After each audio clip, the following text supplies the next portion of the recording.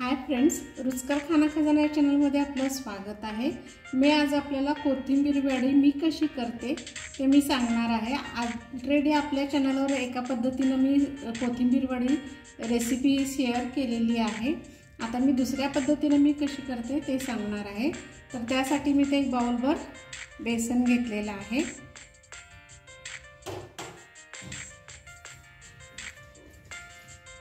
आता आपण भज्याच्या पिठाप्रमाणे याचा बॅटर करायचा आहे। थोडं थोडंसं पाणी ॲड करून याचा बॅटर तयार करून घ्यायचा आहे।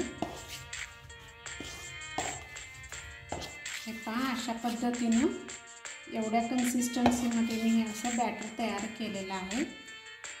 आता याच्यामध्ये बाकीचे सगळे पदार्थ आपल्याला ॲड करायचे आहे।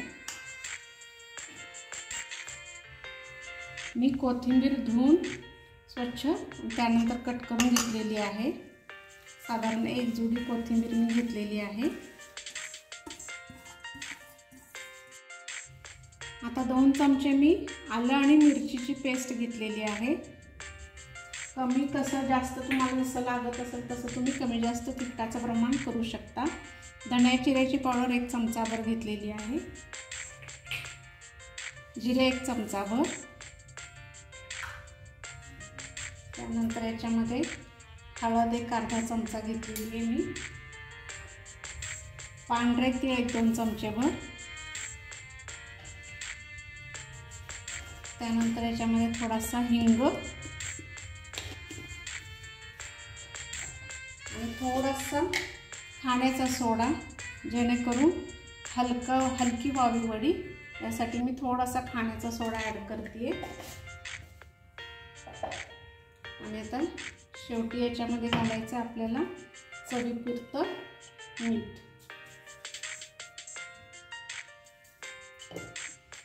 आणि सगळ्यात आपल्याला व्यवस्थित मिक्स करून घ्यायचं आहे। आता हे अशा पद्धतीने तयार झालेलं आहे। याच्यात मी थोडंसं पाणी ॲड करणार आहे।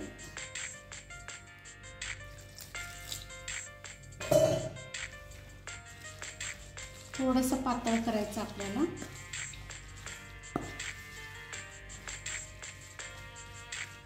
आता व्यवस्थित तयार झालेलं आहे।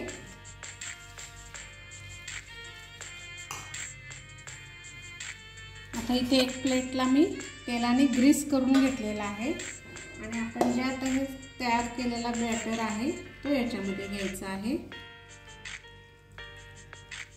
आणि आता अशा पद्धतीने व्यवस्थित सगळीकडे स्प्रेड करून घ्यायचं आहे।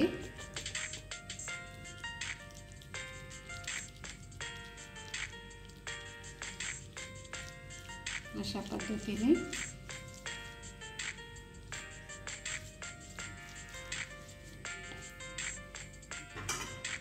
थोडंसं आपण पॅक पण करून घेऊया। आता इथे ऑलरेडी मी कढईमध्ये पाणी घालून ते गरम करून घेतलेलं आहे आणि एक स्टँड ठेवलेला आहे त्याच्यामध्ये। आता मी ही प्लेट त्याच्यामध्ये व्यवस्थित ठेवून त्याला व्यवस्थित आपल्याला कवर करून घ्यायचं आहे आणि 20-25 मिनिटासाठी हे व्यवस्थित वाफवून घ्यायचं आहे आपल्याला।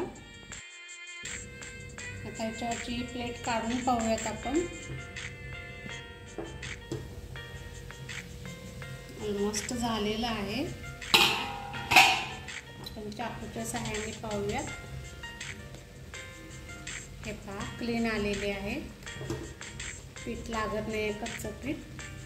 गॅस बंद करूयात आणि प्लेट आपण बाहेर काढून घेऊया। हे पहा, हे अशा पद्धतीने झालेलं आहे। थोडंसं गार झालं की आपण याच्या त्या वड्या पाडून घेऊया। आता हे थोडंसं थंड झालेलं आहे।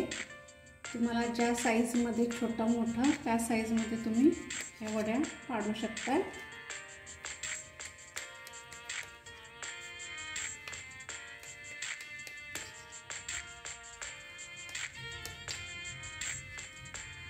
अशा पद्धतीने मी चौकोनी आता वड्या पाडते।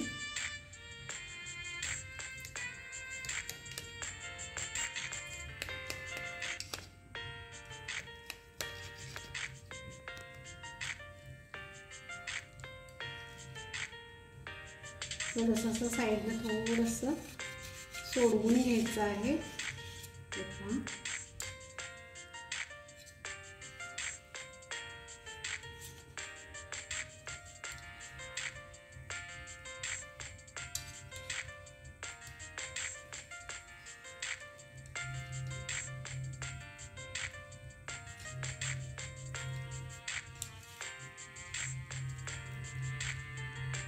अशा पद्धतीने या वड्या आता तयार आहेत। तुम्ही याला सॅलो फ्राय सुद्धा करू शकता किंवा डीप फ्राय सुद्धा करू शकता। मी डीप फ्राय करणार आहे।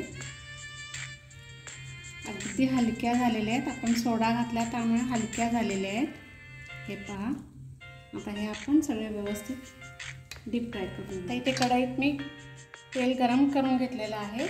हळूहळू याच्यात आपण आता डीप फ्राय करायला सोडायच्या आहेत वड्या।